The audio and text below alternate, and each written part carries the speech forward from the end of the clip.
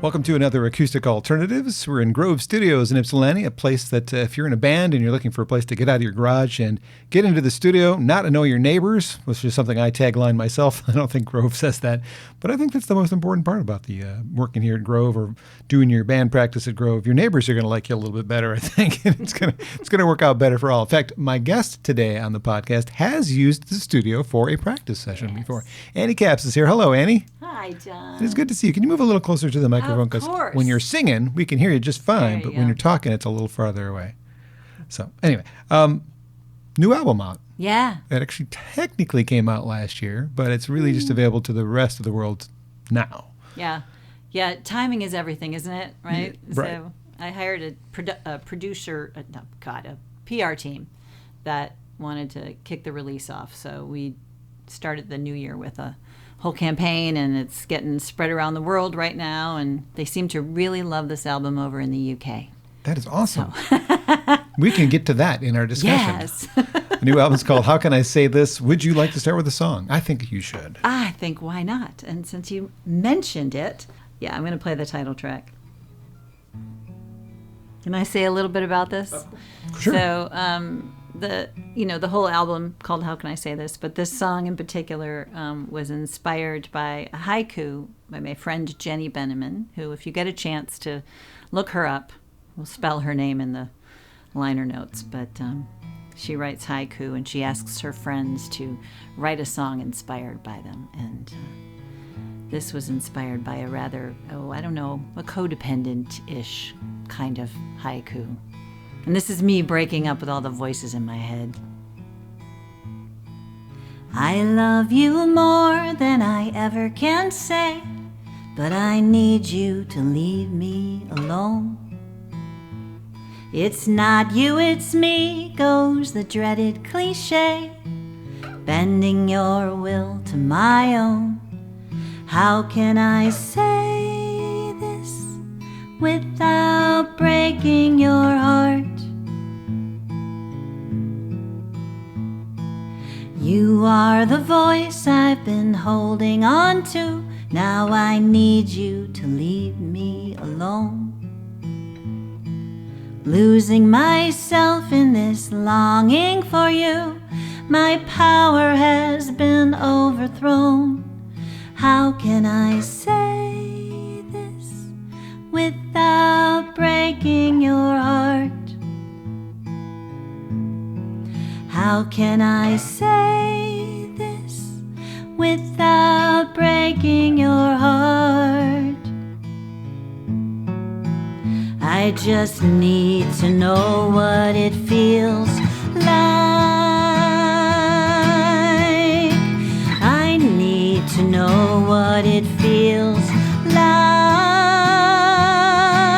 without you under my skin, indelibly attached to my trembling bones. You are a part of my anatomy, but I need you to leave me alone. How can I say this without breaking your heart? How can I say this without breaking your heart?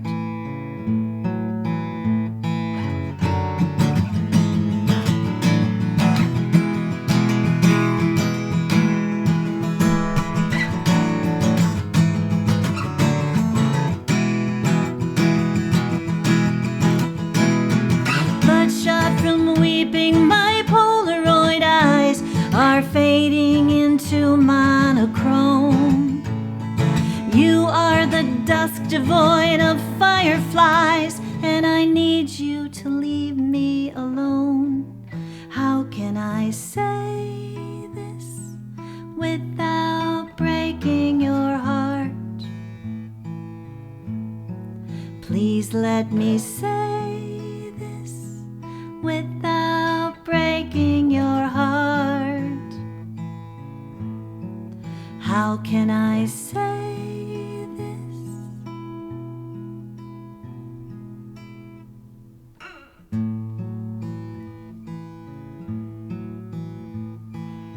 I love you more than I ever can say, but I need you to leave me alone.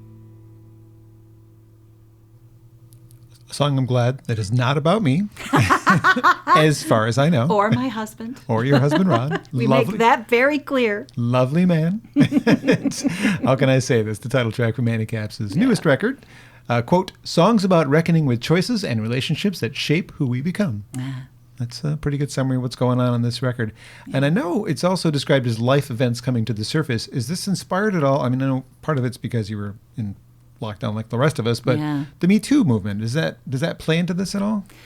You know, it wasn't intentional. And I'm not necessarily an intentional writer anyway. Like, songs happen to me, I think, more than, and, you know, I do my work after they start to happen, and I want to clean up for craft purposes, I suppose. But, you know, so often I'm writing a song and I'm not really sure where I'm headed with it. But over the pandemic, I definitely had kind of those opportunities to be more deliberate in the way I write, and with song assignments and prompts. So I had a lot of songwriting angels that showed up with, you know, Jan Christ, our friend who is an amazing songwriter and mentor to me, was hosting some online songwriting retreats. And yeah, we learned to dig a little bit deeper. I mean, I like to think I tackle some good subject matter, and I'm not afraid of going deep, but this one was definitely letting down a lot of guards and, you know, going after tough subjects, I think. Yes. So. And that's okay to do. Yeah. It's honest. Yeah, exactly. I needed it to be. Yeah. Yeah. Good timing for that. Yeah. 8 studio recordings later, is this your first venture without Rod on a record? Yeah. Wow. Yeah. Can you believe that? No. I mean, it seems like you might have been solo at some point. Yeah. Well, even, you know, the Yellow Room Gang that I'm fortunate to be part of, this great group of songwriters, you know, that was my first sort of playing by myself without Rod, you know, in opportunities. And even on that record, those records that we made, Rod came in to accompany me. I was just too like, no, I don't want to play by myself. You like him too much. I like him too. Well, you know, who wouldn't play with him? He's sickeningly talented. It's true. Right. When was the last time you did an actual solo show? And I know the shows coming up aren't solo shows because you've got a lot of friends joining. Yeah. Well, I have done several songwriter in the round kind of things where I play by myself. I have did an opening set for Lyndon Thoburn at the Ark. I played by myself, but it is really a completely different beast. And I want to do more of it just because I feel like it would be a scary thing that I want to, you know, a hurdle in my life. So something to tackle. Yeah, I've done it, just not in a big way. Well, shows coming up that support the new record, how can I say this? We'll show that to the camera, are happening on Thursday, March 9th. This is the one that happens in Kalamazoo at the Clover Room. It's Annie and her band of badass women, also playing the Crooked Tree Art Center in Petoskey, Friday, March 10th. March 11th, the one that's closest to the location we're at today, the Trinity House in Livonia, a great place to see a show. Love that home. Yeah. And an Annie and Rod Cap show coming up as well on March 19th at the Michigan Theater in Jackson. Did you see that lineup? I did not. Who else is on that lineup? Well, gosh. Okay, so now you're going to put me on the spot, but Haywood Banks, for starters. Yes, that's fun right there. Who we're fortunate to, you know, call a friend, but like this is the first time we've ever played a show together. You know, he's way up here and we're, you know, not. And Jennifer Westwood, Handsome who Devils. I've heard so much about, and I'm really excited. I want to say the other fella is Steve Taylor. He's, I was going to say he's one of the Taylor. future guests on the podcast. Oh, excellent. Good. I'm looking forward to hearing. These are folks that I've not, I mean, other than, you know, Haywood Banks. Haywood was on the podcast in December. Promoting his Christmas album. I saw. That's right. I did peek into that one. Excellent. So there you go. Yeah. So the badass women's shows that are coming up, who will be playing with you at those? Okay, so we've got a core band that is Carolyn Keeble, drummer from Kalamazoo, who's also on the album. Talisha Williams, bass player, one half of Wild Ponies. She's also on the album. She's coming up to play the upright bass. Caitlin Coral, who I have yet to meet in person, but who I've heard so much about, is a badass woman from Rochester, Michigan. She's playing bass, electric bass. And Annie Bacon will be singing with me. Faye Burns. Is playing guitar, and Corey Summers, another Kalamazoo gal, amazing violin, and Emily Slomovitz will appear as a guest. Jennifer Buer, an Ypsi girl, is going to be singing, and Judy Inslee will be joining me, and Robin Lee Berry up north. So yeah, a big, depending on where we are, we may have special guests. And then there's opening acts, the shows. So the Keynote Sisters will be opening up north, and they're divine. You should check. Not seen them live, but Yeah. I have heard the recording, Yeah, so yes. Jill Jack's been pushing them on me for a while. Yeah, they're just adorable. And then Michelle Peters is going to be opening in Kalamazoo. So yeah. That's a pretty impressive lineup. And you didn't even mention, I'm looking at the 40 women who contributed to the project. And I made little notes of all the people that I've met in person or know a little bit. So you got Sav and Katie from the Accidentals, Jill Jack, Mallory Graham from Rough and Tumble, Erin Zindel from the Ragwords, Christy Davis, Ann Heaton, Tracy Grammer, I don't know, but I know her a little bit, Amy Petty, which to me, having Amy Petty sing background on your album was like having Adele singing background on your record. I know. And I can pick her voice out on the song. She's at the very end of the song, like, that's Amy's voice. Yep. An old friend from high school as well, CJ Milroy. Yes. I knew her when she was Carrie Bentley. Back when her brother and I are the same age, and I haven't seen her in a decade probably. So those are all the people that just partial list of people contributed to the record, and pretty much an all-woman project on this one, isn't it? Yep, it is 100%. There's over 40 women on this record, and 20 of them are on that one song. Right? I had tried to mix it up as much as possible, but yeah, there's women from California to Nashville to Toronto. Illinois, of course, around here. Where else? I'm missing places. Pennsylvania. Heather Pearson is a piano. Anyway, there's too many. I'm going to forget them all. But yeah. Pick up the record and read the liner notes. But even playing that song, John, I'm playing the title track, and if you listen to the album, it's just lush, and that's all Sav and Katie. Their string arrangements. They're great. Incredible. In fact, the next song I want to play is another one that they played on. They were the first ones that I one of the first ones I reached out to, and I've gotten to know them. Just not only are they amazingly talented, but they're just incredible human beings. They really are. You almost got to my next question without me asking it. Yeah. First to help, last to contribute. Yeah. So who was first to help? Accidentals? Well, first to help came in. Yep. I think Sav and Katie were the first that I reached out to, and they were pretty quick. That's the other thing. If you need studio work, and they're super amazing, so all you artists out there, I think Sav was just promoting that. I can't recommend them more highly. And the last one in, oh gosh, this is going to be, I'm going to say it's probably, it was either Amy. Yeah, I think it was Amy. Okay. And how gorgeous is that little trailing voice? When she sent me her part, it was how can I use this? And I just threw it at the end. Yeah. Perfect. That song was a bit of work to mix.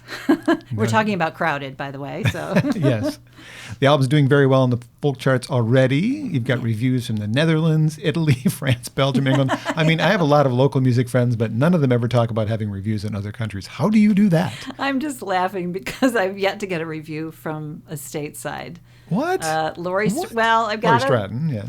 I've got Lori Stratton. Yeah, she did a great, really, really, really nice interview. But I've got a promoter that we worked with on our last album, the last album Rod and I did together, When They Fall. I just somehow came across this guy. He promoted Ben Bedford and Danny Schmidt and people that we know, and thought, okay, well, let's check him out. And he got us a ton of radio play over there that was above and beyond. Kind of Carrie Estrin is my stateside, badass woman promoter. And the reason I was okay going with the gentleman's name is Geraint. It's Geraint and Deb Jones. So there's a woman involved there. But yeah, publicists are pricey and hard to come by. There you go. Yeah. So. Well, we're going to go back in time and talk about your past after you play another song. So grab your electric. All right. We'll talk about a younger you. I'm very excited that I'm the first electric guitar in the studio here, I believe you. I can't think of an electric guitar that's actually bothered to try and come in. But it's an electric guitar of sorts, but that sort of hollow body.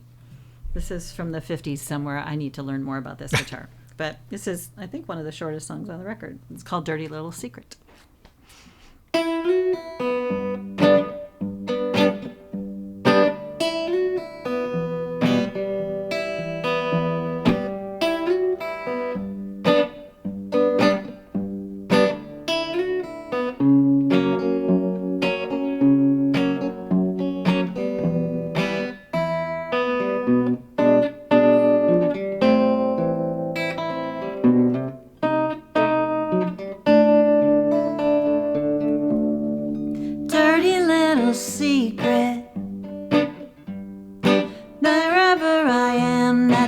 where you are, you'll be riding shotgun. 'Cause I know how to drive this car. We can keep the headlights low. Nobody will know it's you and me under lock and key. Dirty little secret. Nothing that I feel can be unfelt. Never mind the jury, 'cause they don't know the hand we're dealt. We don't have to play these cards. Give them our regards. Find a saint out there. Ever heard our prayer? Dirty little secret. There's no need to poke that bear. No bridges need to burn. No confessor needs to hear my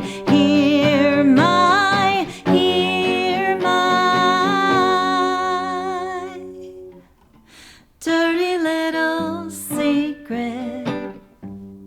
Carried all the way into the grave. We don't have to worry, 'cause on our headstone they've written, herein lies the loving daughter, wife, sister, and friend who led a beautiful life. Dirty little secret. Dirty little secret. Dirty little secret.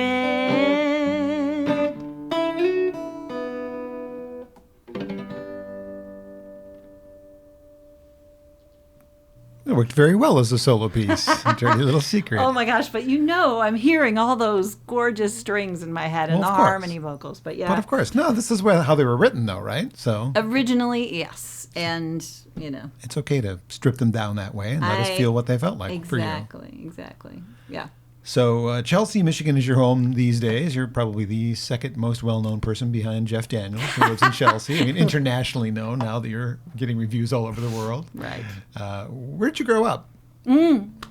Well, I grew up in the Detroit area, but you know this area. I was born and raised in a little burb called Beverly Hills, right? So just 12-mile and Lasser between that area and just outside of Detroit. Went to grade school in Southfield and high school in Birmingham, an all-girls school, 12 years in uniforms. And, I led a very privileged but not spoiled, life. Well, those areas are a little bit more affluent than other parts of town. Yeah, so they in are. that regards, yes. I mean, your house was probably nicer than many of the houses that Yeah. I grew up in Warren. Some parts of Warren are nice and some parts are South Warren, which are crappy. Yeah. Yeah. Yeah. I was in the middle. Yeah. 12 Mile and Shaner. So not too far from you, really, if we just went I west, know we- that area well. Yeah, we used to, when I was in high school, I used to love to go up to the bars on the east side because, I don't know if you remember, the main act or the studio lounge we would go to a lot in Warren, right? Because, a different kind of music that I was into back then. I so. used to DJ 89X nights at the Ritz and Lipsticks. And the Ritz, of course. Yes. How can you forget the Ritz? Yes, right. They own lipsticks as well, same people. Anyway, Metro Detroit area girl, influenced by the sounds of the area. Who are you listening to? Sure.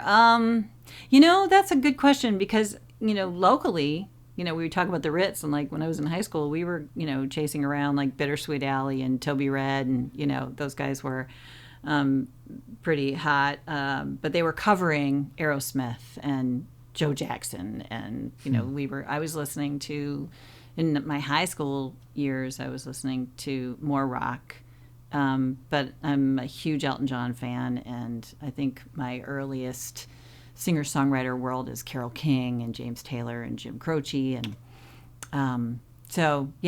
my sister came home with an Aerosmith album, and all the rest was history for a while. And then I moved here there's a lot of sordid stories in between there, the drummer and yada yada. And then Rod and I, and then we lived here, and I knew about the Ark, but I hadn't really experienced it much. In fact, my sister was going when it was, you bring your own booze in a paper bag because, right, you need to be a member. But we finally went, and I started volunteering. We lived a couple miles away, and I mean, my life changed. Is that why you chose folk music? I think I really, because I was playing in a cover band, and we were covering Sheryl Crow and Alanis Morissette and, Jewel. I was into the singer-songwriter girls, and I was starting to play the guitar again, and I was starting to really get interested in writing. And Ani DeFranco was a big, impetus for that, too. I just was like, oh, I want to do that, like the way she did it. Right. I mean, I had played guitar when I was young, but I didn't really stick with it well enough, and I was writing really crappy songs when I was to whatever. Nobody wants to hear those. But so I didn't really dive into that writing. But Dar Williams, Jonathan Brooke, Sean Colvin, great stuff, right? Yeah. The River. Mm-hmm. I was working a day job, and I was writing songs like, that alt tab thing you can do on a computer to change your screen so my boss wasn't looking. So half my albums were written that way, the earlier ones. Let's call your old boss and let That's them know. right. No. It's all right. She knows.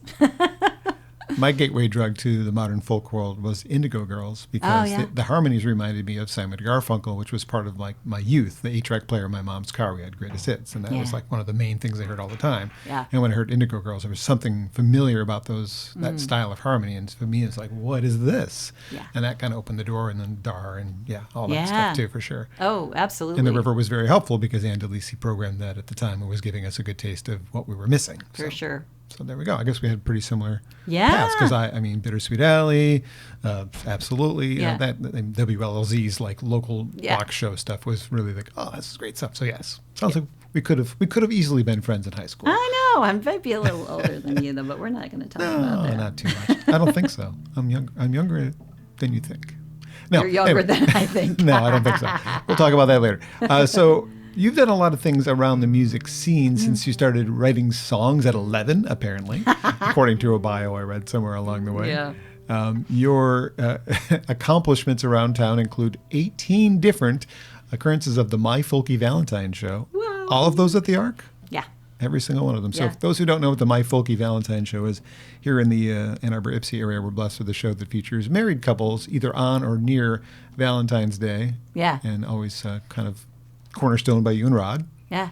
Well, it started out, the same couples for the first 5 years. It was John and CJ, the Milroys, and Jan Christ and Alan Finkbeiner were the first. Like, that was the first one we had decided to do it. And then we did the same show. I think we invited 2 more couples the next year. And then John and CJ stopped performing out, and I figured that was a good opportunity to kind of change things up a little bit, Mix in a new group. Why not? And so then each year it was we've brought a lot of the same couples back over the years, but I don't want to talk about the couples that are no longer couples that we had because there's far too many of them. But well, that's unfortunate. Yeah. what are you going to do? Right? So, I don't know. Are we a jinx? But no, we just had a really lovely show. Yeah. With the aforementioned Jenny Benneman and Robin Benneman and Ruth and Max Bloomquist, who were long overdue guests. Yeah. Dave and Christy, I think, have done it. Dave and Christy have done it a few times, and gosh, I mean, the list. Don't make me think. It's just kind of a cool thing. Nobody else is Yeah. really doing that, and I admire that you started a tradition. That's something to be put that on the resume. I started a tradition in the Ann Arbor area. I really love that. There are kind of regular shows that happen, that you can always count on, and. Yeah, we've got people. There was a couple in the audience who had met at a Folky Valentine 10 years ago. See? Got married shortly after that, and they were older couple too. So it was just that was so cool. There's several that celebrate anniversaries, and because Valentine's Day is a popular day to propose to somebody, right? And get married, and so there's a lot of that. Yeah.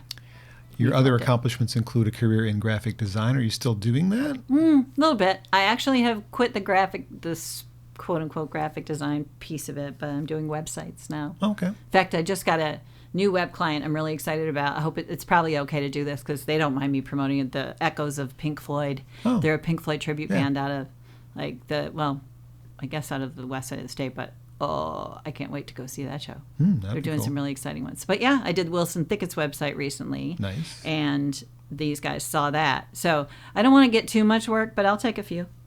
Well, when you meet Steve Taylor, when you do a show with him, Oh, yes. he needs a website. Does he though? Yeah, because I was asking him in advance of the interview we're doing next. We were going, send me to your website. I don't have one. Wait a minute.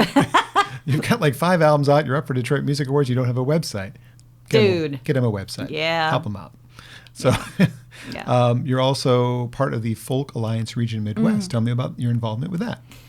Farm, Okay. as it's also Yes, known. also known as Farm. Yeah, Farm came into my life back in 2006. Our lives, I should say, and they're a Midwest region of the International Folk Alliance. There's regions all around the country that are smaller than this big, huge conglomerate that is, thousands of artists and venues, and mostly artists looking for gigs. And anyway, we put on an annual conference, usually in the Midwest, and I've been involved with them for a while. Most recently as their conference director for the last 5 years or so, been focusing on that job, and I just actually retired. So I passed the torch on to a really wonderful, younger and energetic conference director called Ellen Stanley, also known as Mother Banjo, and just very Promoter, for it's sure. going to be great. And the board is incredible. The organization has grown from a conference of 60 people to over 300, and it's a really great place for artists, certainly artists from the Midwest who are looking to break out of their neighborhoods, and want to be exposed to possible gigs elsewhere, and certainly a great place for people who are looking for acts to book. Some of those people listen to this podcast. How can they find out about Yeah. that? Oh, farmfolk.org. Farm? F-A-R-M, yes, farmfolk.org. Yeah, farm is a really unfortunate acronym because people say going to farm. Like, what? Yeah, we get farm organizations inquiring with us once in a Yes. while. We don't do sheep or cows Right. or horses. Sorry. Exactly. So another accomplishment is that, did you and Rod start the On the Track series or just you? Well, I mean, I don't want to take any, credit away from him, but I dragged him into that. Yes, for sure. Like, it's not something that, it is definitely something that I wanted to do, but he's been with me since day one. Talk about that. Yeah. Well, the concert series it was designed for me to expose people in our neck of the woods to amazing singer-songwriters. I'm in love with people who write great songs, and, it's my series, so I get to decide whose songs I like. Yeah. And there's never enough shows for me to book everybody that I would want to book. But, I mean, we've had 10 years now. I mean, we had a couple quiet years during COVID, but Everything was quiet. we're on our 10th season, and we're picking up steam again. It took us a little bit to get our legs moving, but it's at the Chelsea Depot, the first Wednesday of the month from September through May. And coming up tomorrow, Ann Heaton and Mike Ward will be opening the show. That only And- counts if this was live, but yes. Yes. Oh, coming up on May 1st, Wednesday. Right. Sorry about March that. 1st. Oh, yeah. Well, Anyways, the next month we have a songwriter in the round with a bunch of artists you will know and love. Sam Robbins, Lyndon Thoburn, and Darcy Wilkins from the west side of the state. And then our May show season finale is going to be an evening with Sons of the Never Wrong, who cool. are incredible. So, You yeah. Oddly, you said picking up steam. You didn't catch the irony that you're right next to the railroad tracks. Nice. Yes. So it's right at the depot in Chelsea near the railroad tracks. It's a cool little space. Yeah. I've been to it several times. So Yeah. folks who've not checked it out, Google On the Tracks Chelsea, and you'll be able to find it, I'm sure, pretty easy. Yeah. So besides, we've already talked about your success outside of the country. Yeah. Where outside in the United States, in Michigan, are you most well received as a performer? Oh, God. Because Wow. you guys have toured around, right? Yeah, the Chicago area has been really good to us. We've played there often enough now that we've started to develop a bit of a following in that neck of the woods. And, we've been down to Indianapolis in our kind of immediate, this tri-state area. But honestly, we haven't done. It's been probably 10 years since we've done an awful lot of touring beyond just this Midwest. We would really love to get back out to California and out east, certainly. We try to go down to Florida once in a while, but every artist wants to go down there in January and February. Yeah, it's crowded. It's a very crowded space. But we're hoping to get back out there and do a bit more touring. But, Rod and I just stepped into the studio and we're making a new record. You're ahead of me on questions again, but go ahead. I'm not going to wait. Just tell me about that. Yeah, we just like, well, again, with the pandemic, I had a lot of songs, and that batch of songs needed to be what they were there, but... The special songs. Oh, look, it's the train. Oh, the train! I love the train. But yeah, every single, like every month I was writing a song and then some. So I had, another dozen or so songs that needed a place to go, and they're super fun. It's a complete, completely different than this record, and it's very upbeat and energetic and rockin'. And we've got the same team again: Jason Denny, Ozzy Andrews, and Mike Shimon on drums. Oh, nice. And we'll probably bring in some guests. Only this time they will be women. Mm-hmm. So it's going to be a little bit of a mix, but yeah, back to super fun. We're excited about that. We've got a show at the Arc on June 22nd. Okay, that will be the CD release. Very good. No pressure. You got no pressure. I know we really have to get it done. It's like I'm keeping you from that. Yeah, I know. When you're writing songs, is it easier to write fact or fiction songs for you? Oh wow. Oh, completely factual. I can't.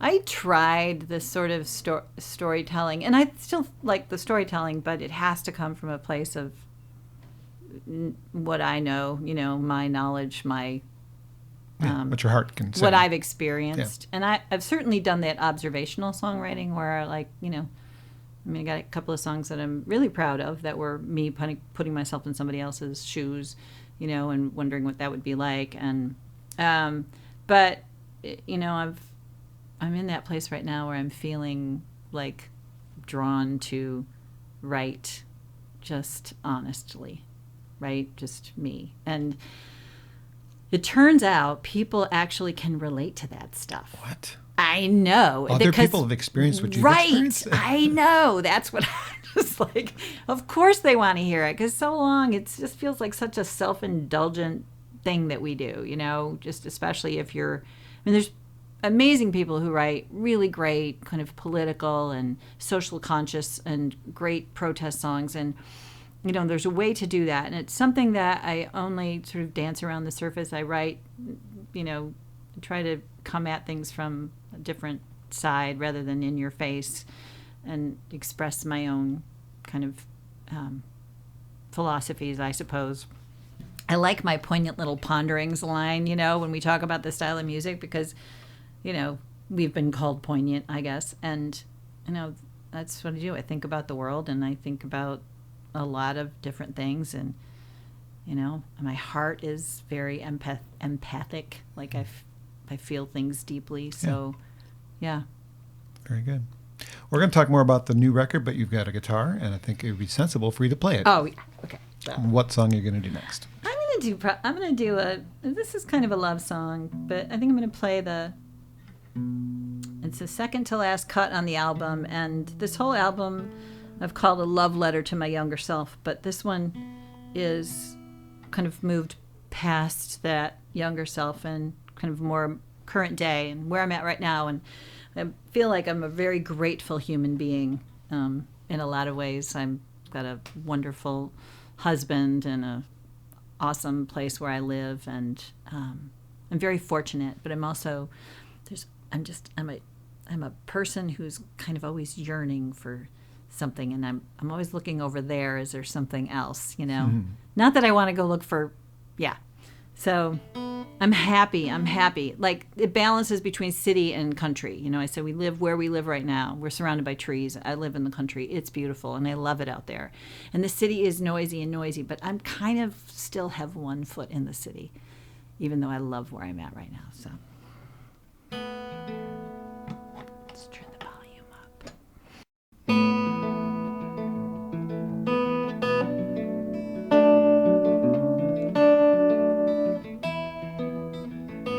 Here's my turn, this is me. Second driveway on the right, just before the curve. They don't ever plow this road, you might want to take it slowly. Welcome to my world.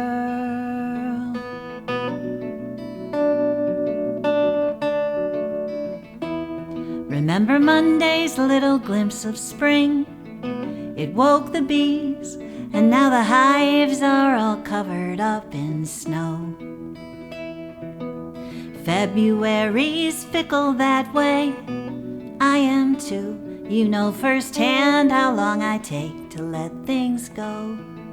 And you ask me if I ever miss the city, and I'll tell you I only sometimes do.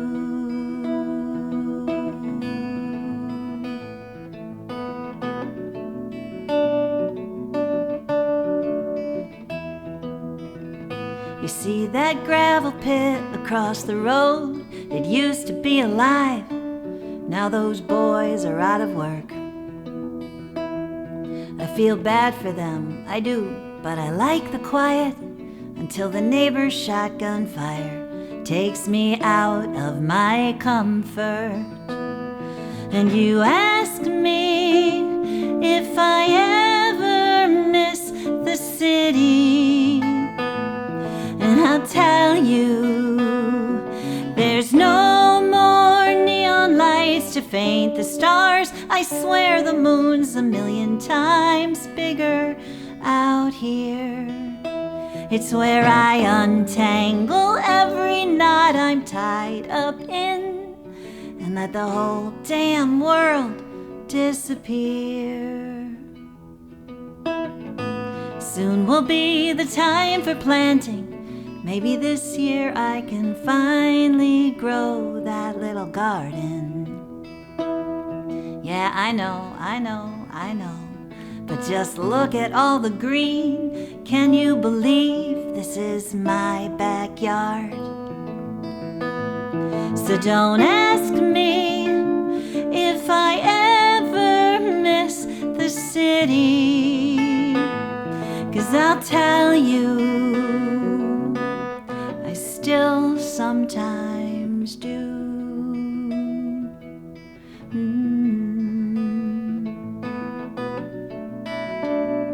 But I only sometimes do.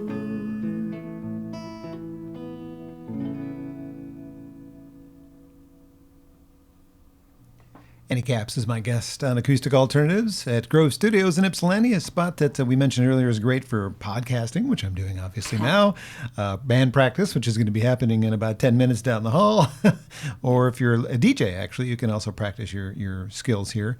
There's a couple of rooms where you can spin and make a lot of noise and not really disturb anybody except the trains or the guys who are in the tow trucks over there. So good stuff. Remind me the name of that song. It's called Only Sometimes. Only Sometimes. Annie Capps performing today, talking about her new record. We're going to talk about that a little bit more before we wrap things up. Yeah. And the album is How Can I Say This? There it is on the camera. You can find that online. Website is? AnnieCapps.com. That's pretty easy.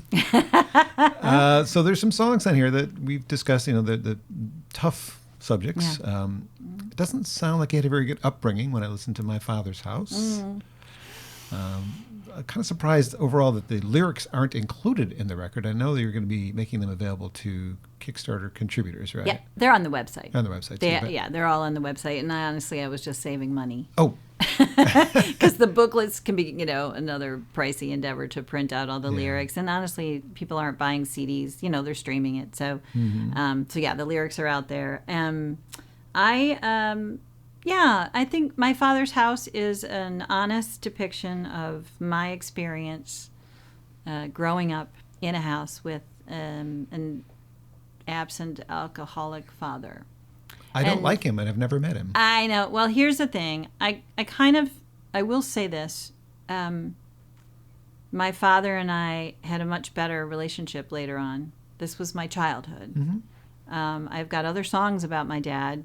He was killed in a car accident 21 years ago now. I'm sorry to hear that. It was instant, it was sudden, and he was 65, and it was probably right about the time that, he was chilling out a little bit. He did quit drinking. Okay. He was unhappy, and he was not, let's just leave it there. And The kids my dad's really good with adults. Not so much with the kids. Okay. And you just weren't sure which dad you were going to get. So it was easier to avoid. Okay. There was a lot of great memories with my father. This was an expression of a lot of the other memories The memories, yeah. that lived. Yeah, and they shaped this whole album is about me shaping like exploring those things, that really do kind of inform. I didn't spend a lot of time in therapy. I call this whole thing folk therapy for a reason because, I do get a chance to kind of release some stuff. So, yeah. Yeah. Okay. And it's amazing how many people can relate to that. And the house was, well, not my childhood house, but my father's house was actually torn down. And that was kind of where the idea originally came from. It was a prompt. Okay. Yeah. So. Learning is another one that doesn't paint men in a very, very good light. The men in your life, with the exception. Well, no, it's okay. It wasn't me. I know. I don't think love men. I don't think you feel that way about me. No. Yeah. Yeah. Learning's another one. Yeah. I was. So you mentioned the Me Too movement. It's again, this wasn't intentional. I think the evolution of that song, certainly where it lands on the album, is a young girl, very young, and then another one in her 20s, just really kind of looking for love and approval. And, when you don't feel like you get it from your dad, the kids with daddy issues, girls particularly, tend to look for it in the wrong kind of guy. And so much of that song is still about my father and the things that impressionable young me picked up from witnessing, and other, certainly not just him. And again, I want to be really clear. I don't, my father had a lot of great qualities. So, but my mother makes an appearance in that song at the end. And as I forgive me because I just did an interview right before this, and so I don't want to. I think I told the other guy this, but my mom was a concert pianist. She was raised in a convent, basically, and is I call her a saint because in many, many ways she was. And my father did not treat her well. And she, is the most forgiving human on the planet. So we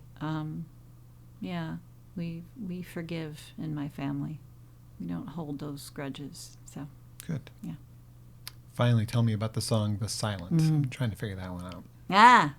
Well, it's interesting. Perspective-wise. Some perspective-wise. Well, I wrote that song came out of a prompt from a songwriting workshop, and it was me painting a picture of a woman in a clinic about to make that move to the decision to terminate a pregnancy.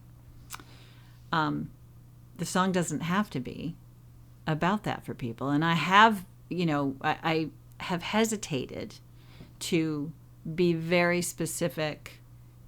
I mean, to me, it's very clear, and to a lot of women, it's very clear. I've played the song for some men who didn't pick up on the subtlety of it. But it's just sort of my song for women who are facing that incredibly difficult and life-changing decision, and it's nobody's freaking business, and yet it's such a shameful thing for women to have to bear because of the way we are shamed. Yeah. Like, how was that for eloquent? But yeah, Nice. It is, it's our bodies, damn it. I couldn't be more pro-choice. I feel like this song speaks to people beyond that issue. At least that was my hope. Yes. Well, the whole album in general kind of made me think about a little bit of history, and I had to look it up to get specific things right. But in 1920, the 19th Amendment gave women the right to vote. 1963, Equal Pay Act was passed. In 1970, women went on strike for equality. It makes me want to talk about how 53 years later, we shouldn't still be talking about being equals. We're not treating each other as equals yet. Why is that happening? I mean, you're trying to say, hey, I've been... Right. These are my experiences with men who have treated me like shit. I can say that. It's a podcast, not a radio show. I know, right? And excellent. I mean, I feel like, why aren't we past this already? Yeah, it's a good point. So think about all the, just think, certainly with our, our black and brown friends and our, just the racism that still is so. Why is that still here? Yeah. And I know people in this world, not to go into a big old another discussion because we got England, but I know people that don't understand why we can't all just get along, and those are the folks who are, it's the question of they don't understand the outrage because they don't see themselves as part of the problem. And these are white people, of course. And by that, that's a whole different world that I have not been able to successfully navigate in any way of songwriting. But that's another album. Exactly. Well, I don't know. No. We'll see. Maybe it's not mine to write. But that said, you're right. It shouldn't be. We shouldn't be talking about laws that control my body and what I get to do with it. Yeah. This album should have been made 50 years ago, not now. Yeah. We should have been over this. Anyway, Annie Capps' new record, How Can I Say This? Go see the Badass Women, several dates between March 9th and March 11th. If you're listening to this, because the audio version will make its appearance before the video version for people to hear, and then the video version I'll get to as quickly as possible. Okay. Thank you very much for sharing your songs and your stories with me. Thank you very much for asking. I wish you're well on the next record, which is coming out later this year. It's like, or bam, bam, record. And I appreciate your time. Thanks. Grove Studios, I appreciate them very much. I've mentioned this many times in the past. If it wasn't for them, I wouldn't be doing a podcast. They encouraged me to do one. I said, do we really need another music podcast? And then I started interviewing my local friends because that's all I could get at the beginning of the podcast. Yeah. And it felt like home. It felt like, I miss doing this in the radio world. And so I do it because I want to help. I want to make sure that I can make a difference and get people to hear music that isn't being heard anywhere else. And this is the best I can do right now. That's incredibly eloquent and the perfect reason for you to keep doing it. And you're great at it, John. We really, really appreciate it, honestly. Thank you, Annie. It means a lot. Website again, AnnieCaps.com. Is there an AnnieandRodCaps.com? There is indeed. Both. But now there's just an AnnieCaps.com. It used to be Annie Caps would go to Annie and Rod Caps. Now it goes to its own little page. All right, check out Grove Studios online. Check out more Acoustic Alternatives podcasts. There are several coming. This is the first of 4 being recorded in 8 days. So, wow. Yeah, I'm going to be busy. Thanks for listening, and I hope you tune into the next couple.